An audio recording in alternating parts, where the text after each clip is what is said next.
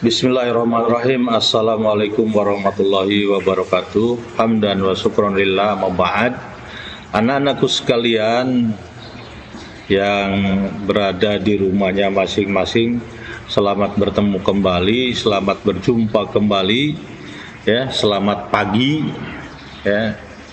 Pada hari ini tanggal 20 berapa ini 24 ya, Februari 2021 ya.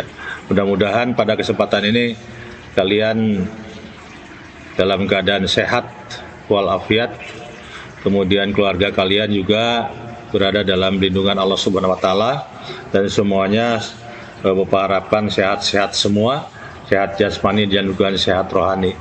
Anak-anakku sekalian, pada kesempatan ini mari kita lanjutkan ke pelajaran berikutnya setelah kita membahas materi pelajaran pada pertemuan yang lalu, yaitu tentang kritik dan esai, ya.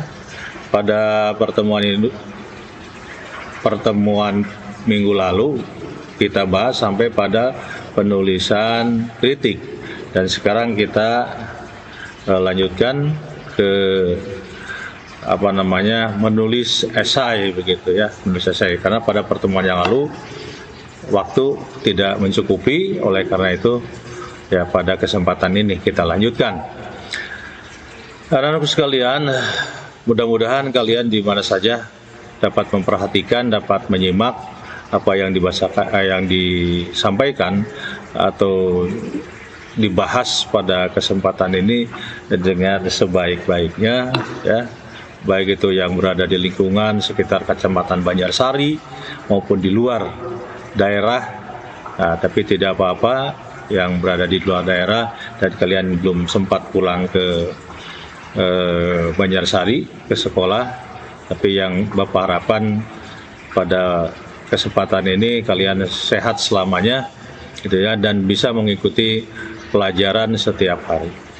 Anak-anakku sekalian, mari kita lanjutkan dan kita perhatikan slide pertama ini, ya. Slide yang pertama yaitu 4.12, itu kompetensi dasarnya, ya, yaitu menyusun kritik, ya. Menyusun kritik sastra dan esai dengan memperhatikan aspek pengetahuan dan pandangan penulis. Nah, itu. Oleh karena itu, dengan subjudulnya adalah menyusun esai. Anak-anakku sekalian yang berbahagia,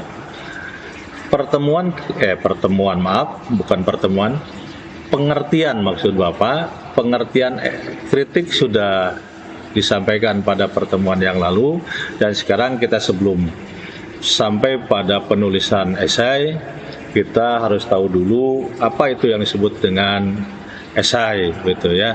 Oleh karena itu silahkan perhatikan pada slide yang kedua, yaitu tentang pengertian esai. Esai adalah, nah ini silahkan dilihat semuanya, ya.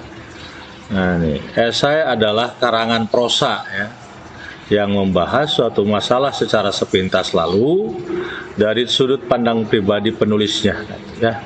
Dari sudut pandang pribadi penulisnya.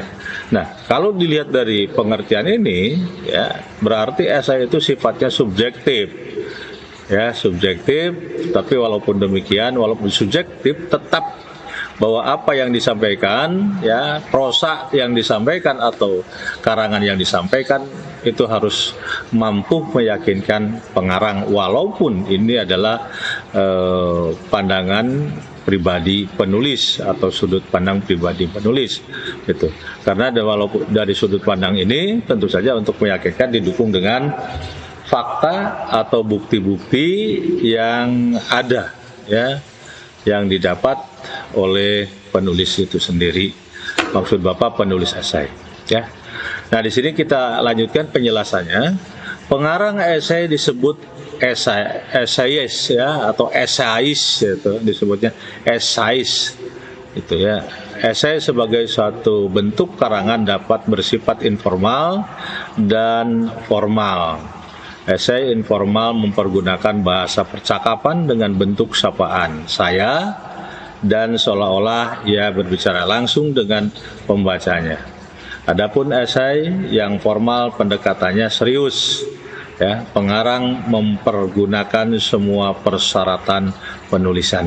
Nah, itulah mengenai pengertian. Jadi esai itu sekali lagi adalah arti pendeknya yang gampangnya adalah karangan prosa, ya. Karangan prosa yang membahas suatu masalah dari sudut pandang pribadi, itu saja, ya. Esai ada yang non formal, ada yang formal atau yang informal maupun formal, ya.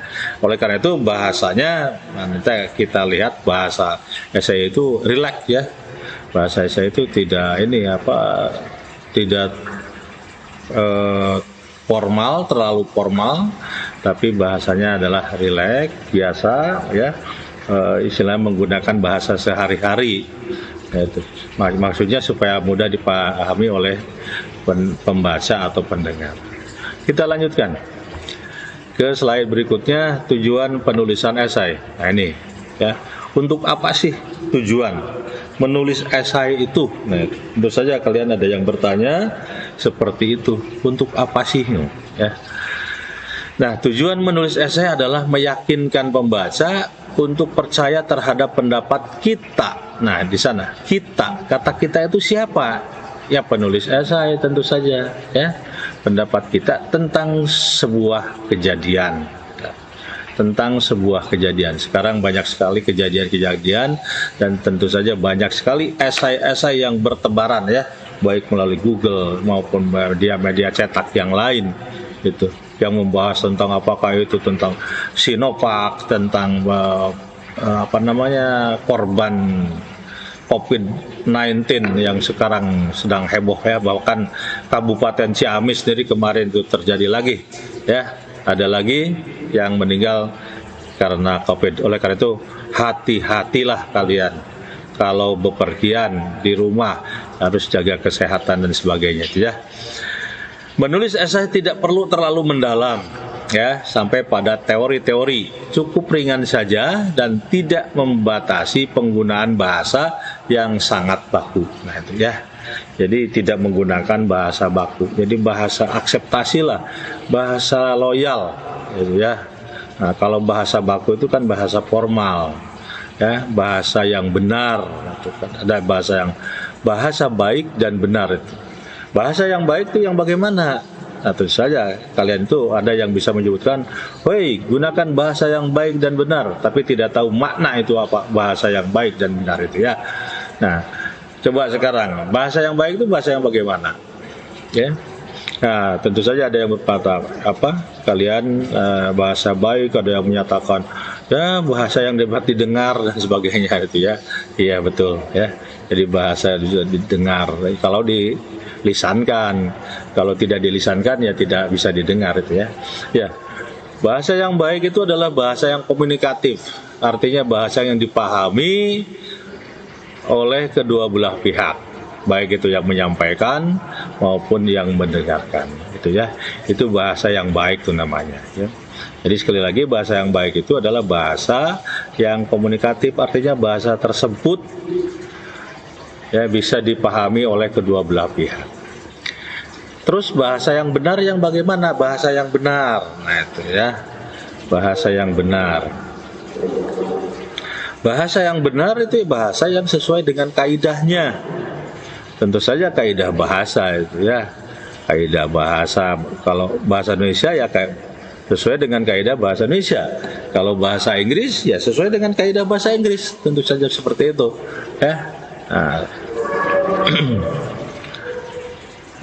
di mana adanya bahasa baku? Bahasa itu ada di kamus, ya. Banyak tuh. Silakan kalian harus rajin membaca kamus itu, ya. Kemudian juga menyimak bahasa-bahasa yang muncul sekarang ini. Banyak sekali bahasa yang muncul, bahasa prokem misalnya, ya. Ada bahasa-bahasa. Kalau dulu kan ada negong, ada apalagi itu, ya. Sekarang itu ada santuy, bahasa apa? Santuy, ya. Nah, itu muncul lagi bahasa-bahasa baru, dan ini biasanya muncul dari para para artis biasanya itu, ya, figuran ya, pokoknya dari para artis itu biasanya turun bahasa-bahasa baru itu, ya bahasa-bahasa prokem. Ya, nah di sini ada ya, bahasa dalam esai boleh saja bahasa santai, yang penting satu segar, dua menarik, tiga meyakinkan. Nah, itu ya, jadi ada tiga: segar, menarik, meyakinkan. Ya, lanjutkan. Nah, tipe esai, bagaimana tipenya nih? Kita harus tahu ya, sebelum menulis esai kita harus tahu dulu tipe esai itu yang bagaimana.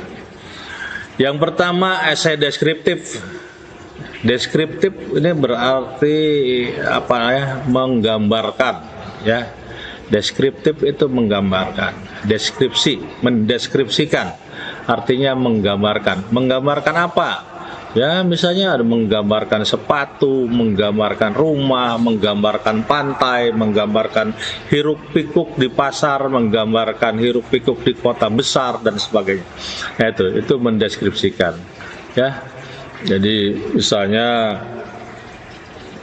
apa, kalau mendeskripsikan pantai, misalnya ya dengan menyebutkan angin, menyebutkan burung, menyebutkan apa namanya, para nelayan, gitu ya, gelombang berdebur, ya, kemudian batu karang. Nah, itu semua gambaran, itu deskripsi. Itu mendeskripsikan keadaan laut, keadaan pantai.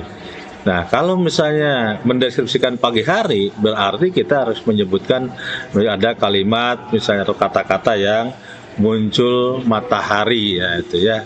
Misalnya matahari pagi atau dengan sinar kemerah-merahan muncul di ufuk timur. Nah, itu kata-kata atau sebutan untuk menggambarkan pagi hari, ya.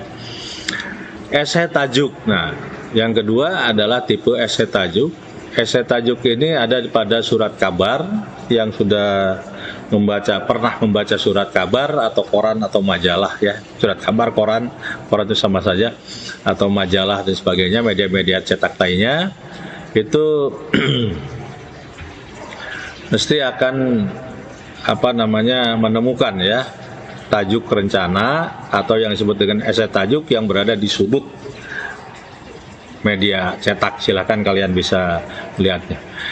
Berikutnya tipe esai cukilan watak. Esai ini memperbolehkan seorang penulis membeberkan beberapa segi dari kehidupan individual seseorang kepada para pembaca, ya. Jadi esai ini memperbolehkan seseorang penulis membeberkan beberapa segi dari kehidupan individual. Jadi membicarakan salah satu sekelumit, ya, bisa juga sekelumit kehidupan, ya, individual seseorang kepada para pembaca. Misalnya kehidupan artis yang sekarang sedang itu, ya, banyak tuh, ya kita bisa kehidupan artis misalnya itu bisa dijadikan sebagai sumber pembuatan esai, itu ya, bisa saja itu ambil dalam satu bagian kehidupannya, ya, apakah kehidupan karirnya, apakah dalam kehidupan berumah tangganya, ya, atau kehidupan apalah istilahnya sekarang sedang top itu tentang kawin cerai, itu ya. Itu di dalam situasi pandemi itu para artis banyak yang kasusnya kawin cerai, gitu ya. Baru kawin sudah cerai atau kawin tidak jadi. Nah, itu ya, masih banyak tuh. Ya, kalau kalian memperhatikan berita-berita begitu, itu masih banyak lagi lah masalah-masalah, ya, musibah-musibah di kalangan para artis. Kalau kehidupan negara, ekonomi sekarang, ya banyak itu ekonomi misalnya, ya. Ekonomi sekarang sedang ambruk, ya, dalam keadaan kurang menentu. Banyak masyarakat yang kehidupannya agak susah. Itu disebabkan oleh ekonomi yang kurang menentu, kurang memastikan bagi kehidupan mereka atau kehidupan bangsa kita, termasuk juga para pegawai negara, pemerintah yang tentu saja di kalangan rendah, ya, kalangan rendahnya. gitu ya. Di kalangan kelas menengah ke bawah itu terasa sekali ya tentang keadaan ekonomi sekarang ini. Berikutnya masih ada tipe esai pribadi. Nah, hampir sama dengan esai cukilan, watak. Akan tetapi esai pribadi ditulis sendiri oleh pribadi tersebut tentang dirinya sendiri. Jadi kalau kamu menulis esai tentang diri pribadi, itu berarti termasuk jenis atau tipe esai pribadi ya. Nah, esai reflektif ditulis secara formal dengan nada serius. Penulis mengungkapkan dengan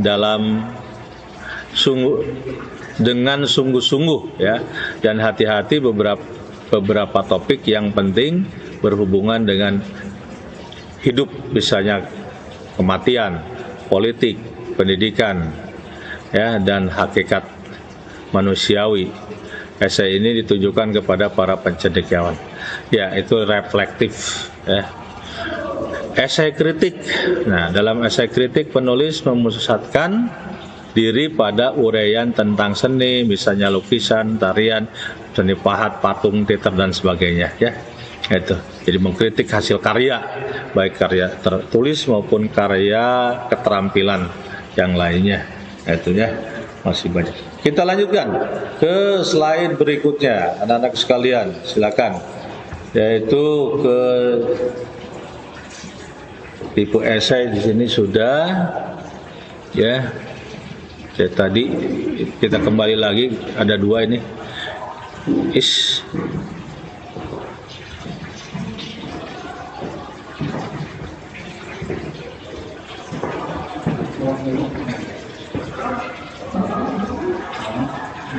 Ciri-ciri esai ya. Ciri-ciri esai. Ciri-ciri esai yang pertama adalah berbentuk prosa ya. Berbentuk prosa artinya dalam bentuk komunikasi biasa, menghindarkan penggunaan bahasa dan ungkapan figuratif ya. Yang kedua, ciri esai singkat. Yang ketiga, memiliki gaya pembeda. Yang keempat, ini adalah selalu tidak utuh ya. Artinya penulis memilih segi-segi yang penting dan seterusnya ya. Nah, itu ciri-ciri esai. Anak-anakku sekalian yang dimuliakan Allah, di mana saja kalian berada, mari kita lihat kepada slide berikutnya, yaitu kelanjutan dari ciri esai yang memenuhi. Esai yang berikutnya adalah memenuhi keutuhan penulisan, yang berikutnya mempunyai nada pribadi atau bersifat personal ya. Sekarang ke langkah-langkah ya, langkah-langkah pembuatan esai ya. Langkah-langkah pembuatan esai yang pertama adalah menentukan tema atau topiknya. Jadi kalau kita mau menulis esai, tentu saja harus menentukan tema dulu ya, atau topiknya dulu. Jangan sampai kita menulis sudah panjang, ini temanya apa sih? Nah, itu jangan sampai seperti itu. Dalam kehidupan kalian itu, dalam kehidupan bersekolah ya, menimba ilmu, tidak sedikit siswa yang membuat karangan, yang membuat tulisan, biasanya ditulis sudah penuh, ditanya ini apa judulnya, bingung. Nah, ya, jangan sampai demikian. Ini kasus banyak nih seperti ini ya. Nah, tapi mudah-mudahan kalian tidak seperti itu. Nah, ini pengalaman Bapak di SMA Negeri 1 Banjarsari ini, yang pernah belajar dengan Bapak itu banyak siswa atau ada siswa ya, tidak banyak tapi ada siswa yang yang bingung mencari tema gitu ya. Nah, tema itu kan adalah sesuatu pernyataan atau pernyataan yang mendasari karangan itu. Oleh karena itu kalian harus mencari temanya itu, yaitu yang mudah ya, yang mudah dan yang dapat dikuasai, atau yang sumber-sumbernya banyak dan yang kita kuasai begitu ya. Tema itu kan atau topik itu kan banyak, yang berkaitan dengan kesehatan, berkaitan dengan peristiwa, berkaitan dengan kriminal, berkaitan dengan politik, ekonomi dan sebagainya. Nah, ya banyak sekali tema-tema seperti itu. Jadi jangan bingung, jangan sampai karangan sudah jadi ditanya tema tidak tahu, jangan sampai seperti itu. Kalau begitu berarti apa yang disampaikan itu ya tidak menjurus gitu ya, tidak memusat. Ini membicarakan apa sebenarnya? Itu. Tentu saja kalau misalnya kalian mau mencari tema dalam sebuah karangan yang panjang dan tidak ada judulnya, kita baca semuanya, kemudian apa yang sering dibicarakan pada karangan tersebut, nah itu loh. Ambil kesimpulan bahwa itu yang sering dibicarakan itu yang berkaitan dengan tema atau topiknya, ya. Nah itu begitulah, gampang jadi gampang. Berikutnya, ya, membuat outline atau garis besar. Nah itu yang disebut dengan kerangka karangannya. Buat kerangka karangannya, kita mulai membicarakan apa dulu, kedua apa dulu, ya, lalu dilanjutkan dengan membicarakan apa, itu tulis garis-garis besarnya yang akan dibicarakan, ya. Jangan langsung menulis saja itu, ya, sehingga dalam satu karangan itu kelihatan tidak ada paragraf-paragraf, padahal ada satu lembar penuh semua, tidak kelihatan paragraf 1, paragraf 2 dan seterusnya itu. Sedangkan dalam menulis karangan itu harus jelas, setiap yang ditulis itu harus ada gagasan utama, ya. Gagasan utama itu pasti ada pembatas gagasan utama itu. Itu gagasan utama dijelaskan. Kemudian gagasan berikutnya dijelaskan. Nah, seperti itu. Ya, harusnya seperti itu. Jangan satu halaman tanpa kelihatan mana paragraf 1, 2 dan terusnya. Itu banyak yang seperti itu. Ya. Nah, paragraf yang baik, paragraf yang benar adalah paragraf yang hanya mengandung satu pikiran utama dalam sebuah paragraf. Ya. Nah, itu. Dan diikuti dengan beberapa kalimat penjelas. Itu paragraf yang benar tuh, yang baik dan benar seperti itu, ya. Kalau dalam satu paragraf mengandung beberapa gagasan, itu bukan paragraf yang baik, ya. Harusnya kalau misalnya ada dua hal yang dibicarakan dalam satu paragraf, itu harusnya dibagi menjadi dua paragraf, ya. Berikutnya, menuliskan pendapat kita sebagai penulisnya dengan kalimat yang singkat dan jelas. Nah, jangan bertele-tele lah, gitu, ya. Yang berikutnya, menulis tubuh esai, ya, memulai dengan memilah poin-poin penting yang akan dibahas, ya. Kemudian buatlah beberapa subtema pembahasan. Selanjutnya, kembangkan subtema yang telah kita buat sebelumnya menjadi sebuah karangan, ya, tentu saja. Gitu. Nah, itu langkah-langkah 1, 2, 3, 4 langkah, ya, dan slide berikutnya silakan lihat, masih ada 2 langkah lagi, yaitu membuat paragraf pertama yang sifatnya sebagai pendahuluan. Nah, itu. Jadi ada pendahuluan. Oleh karena itu membuat esai juga itu tidak lepas dari struktur, ya, sistematisnya, ada pendahuluan, ada isi, ada penutup. Setiap karangan mesti seperti itu. Jadi, ya, ada pendahuluan, ada isi, ada penutup. Membuat surat seperti itu, ya. Membuat karangan prosa, karangan ilmiah seperti itu harus ada pendahuluan, itu, ya.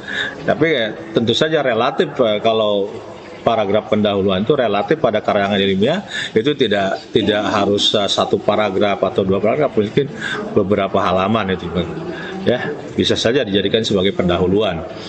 Yang berikutnya, menuliskan kesimpulan. Esai harus diakhiri dengan kesimpulan, itu, ya. Nah, di sini ada pernyataan, ya. Kita baca bersama-sama.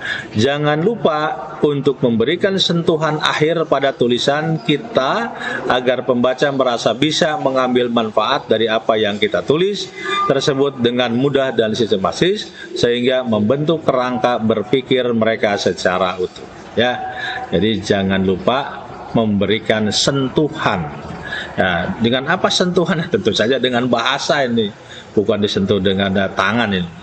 Dengan bahasanya, yang bisa menyentuh gitu hati pembaca. Ya, nah, mungkin kalian bisa lebih pandai mengukir, ya, mengukir bahasa agar lawan bicara kita itu tersentuh hatinya itu bagaimana. Ya.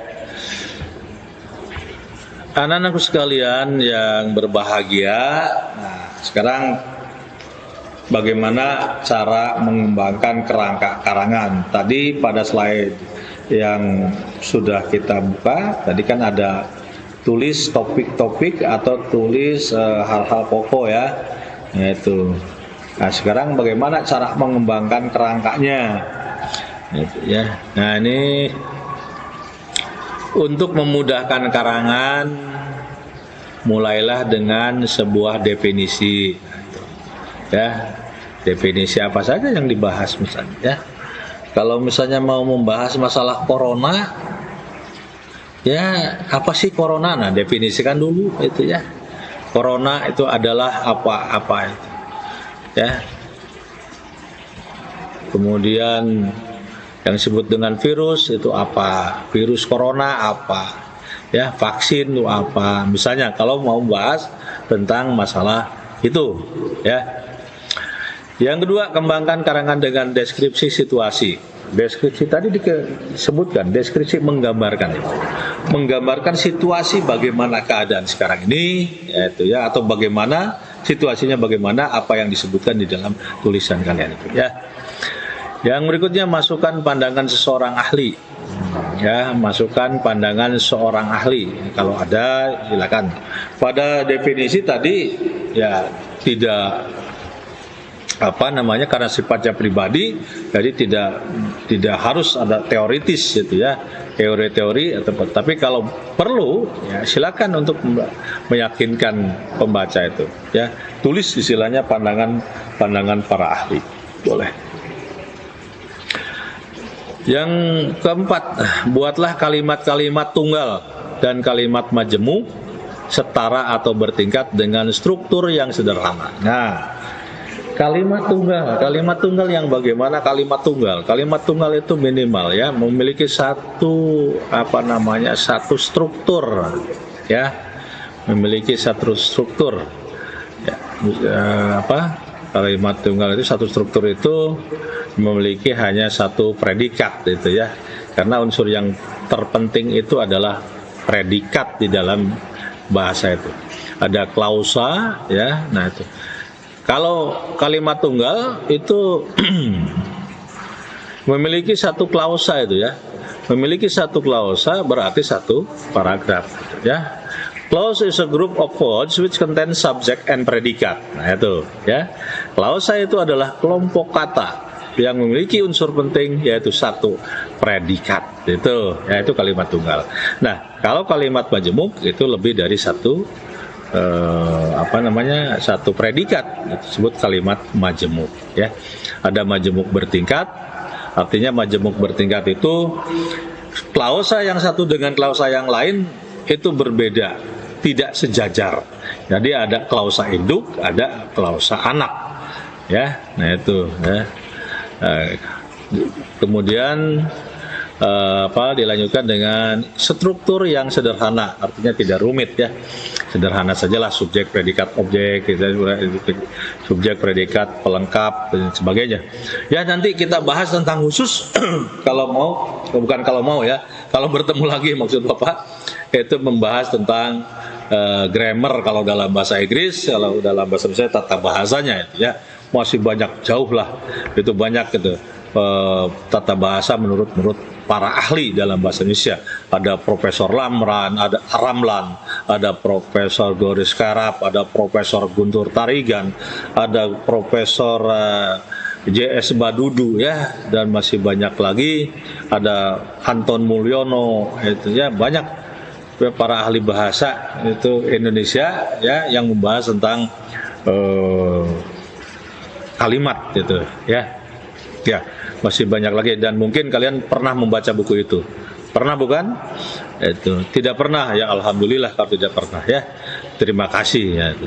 Untuk berikutnya, untuk memudahkan menguraikan paragraf, gunakan paragraf-paragraf deduktif. Nah, deduktif. Ada deduktif, ada induktif, gitu kan? Paragraf deduktif adalah paragraf yang memulai dari yang gede dulu, artinya yang umum maksudnya ya, dari yang umum ke khusus, artinya suatu pernyataan umum kemudian dijelaskan lebih rinci oleh kalimat-kalimat penjelas itu ya. Kalau induktif itu rincian dulu kemudian disimpulkan menjadi sebuah pernyataan umum yang mencakup keseluruhan. Nah itu yang disebut dengan induktif. Oke, lanjutkan. Esai biasa adalah karangan argumentasi. Esai biasa adalah karangan argumentasi. Jadi esai ini disebut juga karangan argumentasi. Ya. Berikut contoh esai. Ini ada contoh esai, tapi terlalu panjang ini contoh esai. Silakanlah baca sendiri ya. Baca sendiri, nanti dibuka lagi, kemudian baca sendiri ya. Contoh esai ini. Maraknya, judulnya ini maraknya kecelakaan angkutan umum. Nah ini ya, maraknya kecelakaan angkutan umum. Ini ada titik-titik angka 1, berarti ada paragraf yang mendahulunya ya. Nah ini paragraf setelah nomor 1 adalah ini bunyinya. Beberapa minggu terakhir ini kita dibiasakan dengan berita kecelakaan angkutan umum. Mengapa saya katakan dibiasakan? Karena memang dalam beberapa pekan terakhir ini di media cetak maupun elektronik sering sekali kita jumpai berita tentang kecelakaan angkutan umum yang kecelakaan tersebut hampir selalu memakan korban jiwa. Ya, sangat ironis memang angkutan umum yang seharusnya menjanjikan pelayanan jasa transportasi yang nyaman dan lebih aman malah belakangan menjadi penyumbang terbesar dalam kasus kecelakaan. Nah itu banyak ya supir ugal-ugalan katanya, supir angkot, supir bus ya ugal-ugalan di kotanya itu. Nah ini kalimat pendahulu ya, yang disebut dengan paragraf pendahuluan, bukan kalimat, paragraf pendahuluan yang membahas secara umum ya tentang kecelakaan di jalan raya. Dan tentu saja ini harus diperjelas lagi, maka nanti diperjelasnya ada yang disebut dengan paragraf isi. Nah itu ya, disebut di sini ada kata menjanjikan pelayanan, kemudian ada justru malah belakangan menjadi penyumbang terbesar dalam kasus kecelakaan. Nah ini menjadi penyumbang terbesar dalam kasus kecelakaan itu apa itu? Di mana? Bagaimana? Berapa? Nah itu ya. Nah, silakan. Ini contoh esai, silakan dibaca sendiri saja karena panjang, ada beberapa slide gitu ya. Nah ini selanjutnya ini paragraf isi. Ini paragraf isi ya. Nah ini isinya.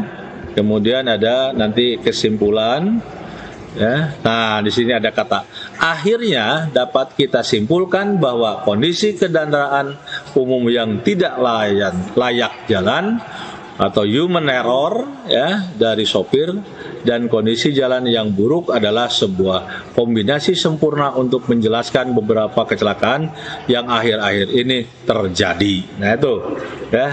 Jadi itu kesimpulannya. Silakan bisa dibaca oleh kalian sendiri ya. Nah, dari contoh, sekarang simpulkan pembahasan dari beberapa slide itu.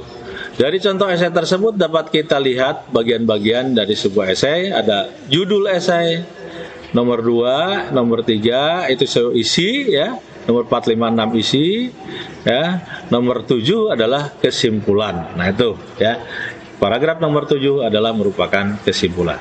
Nah silakan bisa dibaca ya, bisa baca ulang oleh kalian. Ya, berikutnya tidak lupa, dan karena ini untuk menandakan kasih sayang Bapak terhadap kalian, Bapak setiap akhir pembahasan selalu memberikan tugas kepada kalian. Nah, ya, tugasnya apa? Nah, itu tugasnya adalah bacalah materi pelajaran bahasa Indonesia halaman 204 kegiatan 2 sampai dengan 205. Hanya 1 lembar, tidak usah takut ya. Hanya 1 lembar ini. Silakan dibaca, kemudian kerjakan tugasnya. Ada di sana tugas. Hanya membuat sebuah membuat sebuah esai ya. Silakan kalian baca secara mendalam, pahami, kemudian buatlah sebuah sedikit esai ya tentang apa yang kalian baca dalam buku itu ya. Atau mau dari masalah dari luar, di luar buku juga boleh, silakan. Misalnya terjadi fenomena yang sekarang apa itu ya, masalah-masalah yang dihadapi masyarakat itu apa, silakan buat esainya. Tentukan judulnya, tentukan paragraf pembukanya, paragraf isi, dan paragraf kesimpulannya. Kalau ini tidak mau nih menyimak ke alam secara keseluruhan dari berita dan sebagainya, baca saja buku halaman 204 ya sampai dengan halaman 205 kerjakan tugas rencana. Hanya sedikit, tidak banyak ya. Silakan, Pak, bagaimana nih panjang esainya, berapa paragraf? Itu terserah. Ya, Bapak tidak akan membatasi, minimal ada pendahuluan, ada isi dan ada penutup. Itu mau 5 paragraf, mau 6 paragraf terserah. Itu ya, bebas, silakan saja. Bergantung kepada kemampuan kalian berpikir. Gitu, ya. Nah, kerjakan tugas pada buku tugas, kirim ke WA grup Bahasa Indonesia. Ulah ke Japri karena grup B lah, ya, mengirimkan tugasnya itu kepada WA grup itu, ya, karena untuk mengirim buku tugas ke sekolah langsung masih dalam keadaan darurat sekarang ini, ya, jadi tidak diperbolehkan untuk berbondong-bondong kalian masuk ke sekolah atau berkumpul di sekolah. Oleh karena itu cukup dengan mengirimkan tugas melalui WA group saja. Jadi ya, WA group khusus bahasa Indonesia. Nah, sekian saja anak-anakku yang berbahagia ya. Mari tutup pertemuan ini dengan di sana gunung, di sini gunung, di tengah-tengah pohon kalde. Di sana bingung, di sini bingung. Jangan lupa ada Pak Ade. Ya, terima kasih, selamat belajar.